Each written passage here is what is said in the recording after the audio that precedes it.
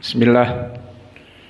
Di pelajaran yang lalu dari syarah penjelasan kita telah masuk kepada penjelasan Al-Babul Awal Hukmul Hijamah Mubahah. Telah kita sebutkan definisi dari berbekam, maka kesimpulannya definisi berbekam adalah disebutkan dari Lugatil Arabiyah seperti dinukilkan oleh Imam Ibnul Mandur di Lisanil Arab. Makna hijamah adalah masoddam wa ikhrajihi minal badan, dengan menyedot darah dan mengeluarkannya dari badan untuk pengobatan.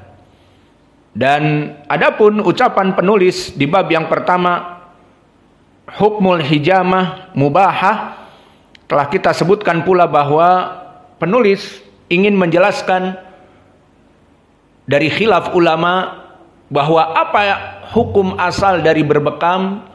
Maka disebutkan di pelajaran yang lalu telah terjadi ikhtilaf di kalangan para ulama. Ucapan yang pertama hukumnya mubah, sehingga dia bagaikan makan dan minum dan tidur dan yang lainnya. Tidak orang yang melaksanakannya langsung mendapatkan pahala. Dan ini adalah ucapan yang rajih dengan pendalilan-pendalilan, di antaranya hadis, dan kemarin kita masuk kepada hadis yang pertama. Qala al-Imamul Bukhari atau qala al-Imamu Abu Abdillah Al-Bukhari, dan telah kita masuki siapa Imam Al-Bukhari. Dan telah kami sebutkan dari ilmi jarhi wa ta'dil, dari murid-muridnya dan dari guru-gurunya. Kemudian sekarang kita masuk kepada syarah dari hadis ini, bahwa penulis memberikan istidlal di dalam bab yang pertama bahwa asal dari hukum bekam itu adalah mubah, bukan sunnah asalnya. Beristidlal dengan dua hadis yang datang dari Ibnu Abbas. Hadis yang pertama yang disebutkan oleh penulis di matan, dia dikeluarkan oleh Imam Al-Bukhari di hadis nomor 2117 dari jalan haddatsana Musa ibnu Ismail haddatsana Wuhaib haddatsana Ibnu Tawus an abihi an Ibni Abbas radhiyallahu anhuma. Dan Imam Al-Bukhari telah mengeluarkan juga hadis ini selain di hadis nomor 2117 juga di hadis nomor 5259 dari jalan yang kedua, haddatsana Mu'alla ibnu Asad haddatsana Wuhaib an Ibni Tawus an abihi an Ibni Abbas, dengan lafaz yang sama. Ihtajama Rasulullah sallallahu alaihi wasallam wa aqtal hajam ajrahu, bahwa Nabi berbekam. Ini menunjukkan boleh. Ini dua riwayat dari Imam Al-Bukhari. Awas, mau saya tanya nanti mana madarul hadis. Dan diriwayatkan oleh Imam Muslim. Kalau tadi Bukhari, Al-Bukhari, sekarang Imam Muslim. Di hadis nomor 2954 disebutkan dari jalan haddatsana Abu Bakar ibnu Abi Syaibah haddatsana Affan ibnu Muslim tahwilus sanad haddatsana Ishaq ibnu Ibrahim akhbarana Al-Makhzumi kilahuma an Wuhaib haddatsana Ibnu Tawus an abihi an Ibni Abbas, bahwa Nabi Muhammad sallallahu alaihi wasallam ihtajama wa a'tal hajam ajrahu, bahwa Nabi berbekam dan memberikan kepada orang yang membekamnya ajrohu, ataupun balasan jasanya, ongkosnya. Maka madarul hadis kepada siapa? Tafadhalu. Indak ya hada man ismu Yasa. Madarul hadis kepada siapa? Undur sanad. Jangan menunggu wahyu. Qad inqata'atil wahyu. Wahyu telah putus. Haddatsana Wuhaib an Tawus an Ibn Abbas. An Tawus. Khata. Haddatsana Wuhaib An Ibnu Tawus. Anaknya Tawus. Nah, maula. Baru setelah itu an abihi, yakni an Tawus. Nah, maula. Idan ikra sawa. Haddatsana Wuhaib عن ابن طاووس عن أبيه عن ابن عباس. Taib. Ini dia madarul hadis. Maka kalian latihan sekarang, kenapa kita mempelajari kitab seperti Al-Akhbar As-Sahihah. Ini tujuannya untuk menggali ilmu hadis, bagaimana kalian belajar mentahqiq hadis. Maka insya Allah di waktu yang akan datang, jika kita telah memberikan ilmu-ilmu dawabit al-jarh wa ta'dil dan ilmu mustalah hadis seperti sekarang ini kita latihan bagaimana mensahih, mendaifkan hadis, maka insya Allah kita akan terus belajar seperti ini sehingga kita memberikan ilmu-ilmu kepada kalian bagaimana cara memeriksa hadis, dari hadis yang sahih, dari yang dhaif. Maka di sini madarnya kepada Wuhaib. Maka masuklah sekarang kepada tarjimah-tarjimah yang ada. Maka kita tinggalkan dari gurunya Imam Al-Bukhari, dari Musa ibnu Ismail. Kenapa? Karena dia bukan madarul hadis. Jika seandainya dia dhaif pun, maka telah datang riwayat Al-Bukhari yang kedua dari Mu'alla ibni Asad, haddatsana Wuhaib.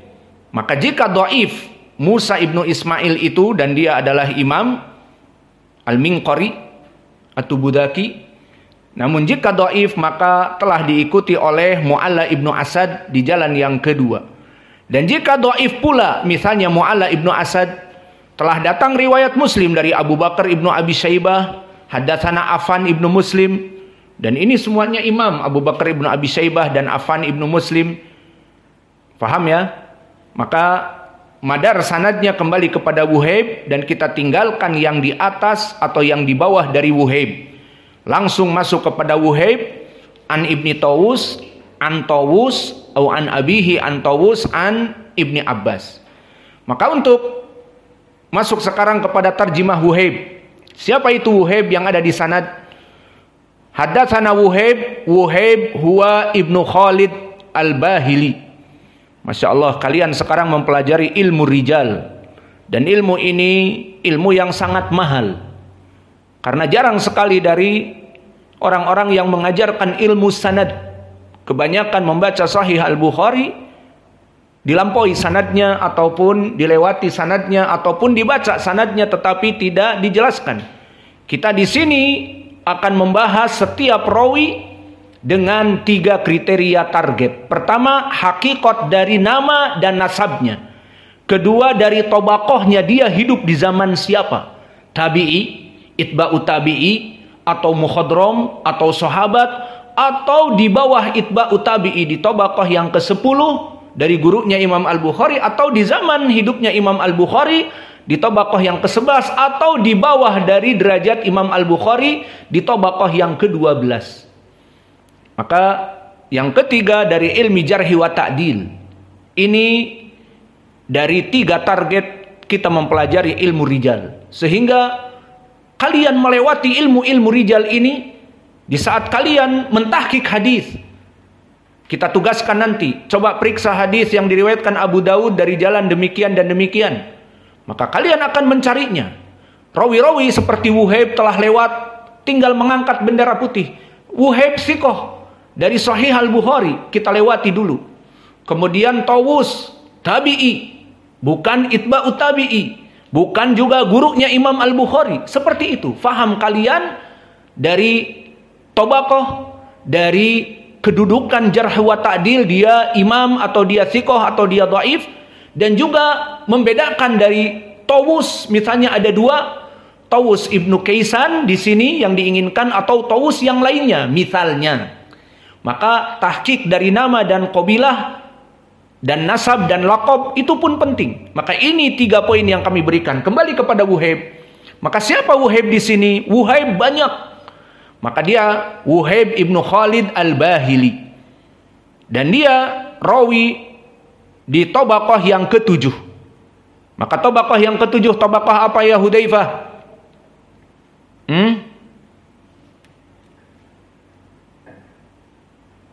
Tabaqah yang ke-7, tabaqah siapa?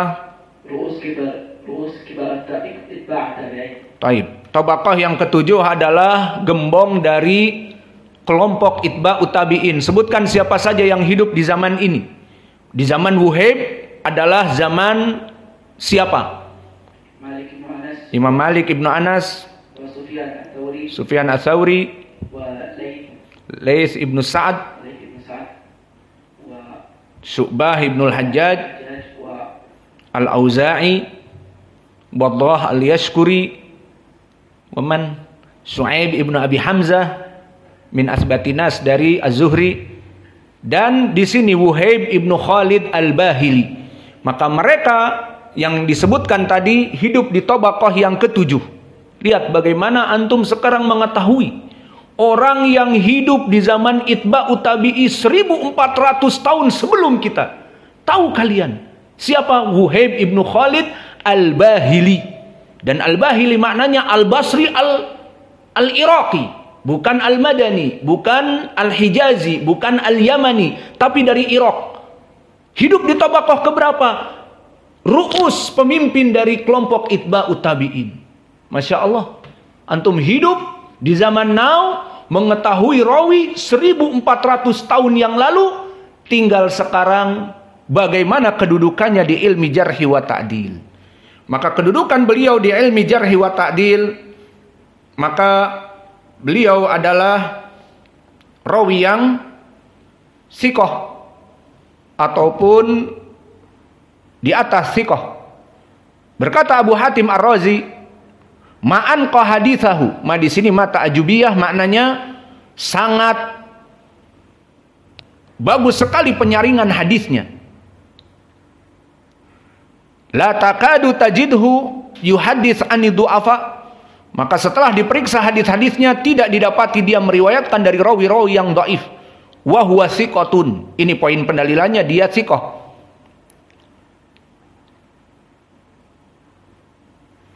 Dan disebutkan innahu lam yakun ba'da Syu'bah a'lam birijal minhu. Dan ini yang menunjukkan dia di atas thiqah.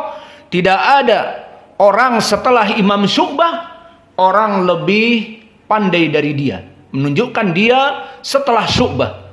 Dan Syu'bah ibnul Hajjaj beserta Wuhaib satu zaman. Dan dohirnya dia hidup di Irak juga. Dan Imam Syu'bah di Wasit Irak. Maka dia orang terpintar di Irak setelah Syu'bah. Berarti dia imam. Itu maknanya. Maka dia dalam keadaan di atas derajat sikoh.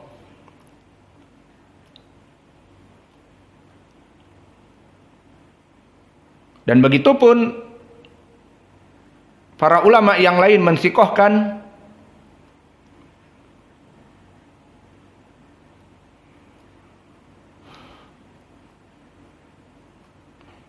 berkata Yahya ibnu Ma'in min asbat suyukhil basriyin. Dia adalah dari masyayikh Basrah yang sangat kuat. Dan banyak dari ucapan yang lainnya dari para ulama kita tinggalkan. Yang jelas dia di atas derajat sikoh. Kemudian hadatsana Ibnu Tawus.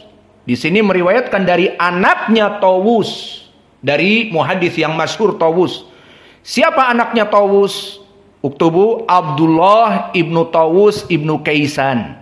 Maka anaknya Tawus di sini namanya Abdullah. Maka min aina Tawus hada indak ya Abdurrahman. Min aina Tawus? Ta'rif aula? Taib. Indak ya Muhammad, min aina Tawus ibnu Kaisan? Min al-Iraq. Anta ma ta'rif. Enggak ada yang tahu tentang Tawus. Min aina ummakum? Al-Yaman.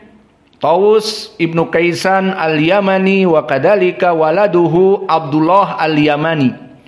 Maka dia dari Yaman. Min ay qabilah? Min Khawlan al-Khawlani al-Himyari. Idan huwa min al-Yaman. Min Khawlan. Fa Abdullah walad Tawus. Setelah kita mengetahui hakikat siapa namanya, Abdullah ibnu Tawus ibnu Kaisan al-Yamani, nasabnya dari Yaman, al-Khawlani al-Himyari, maka mahaluh fi ilmi jarhi wa ta'dil huwa thiqah. Qala Abu Hatim Ar-Razi thiqatun. Maka telah dita'dil oleh Abu Hatim dia thiqah. Wa qala kadalik An-Nasa'i thiqatun ma'mun. Maka ditambah ma'mun berarti di atas derajat siqah. Wa qala Daruqutni siqatun ma'mun.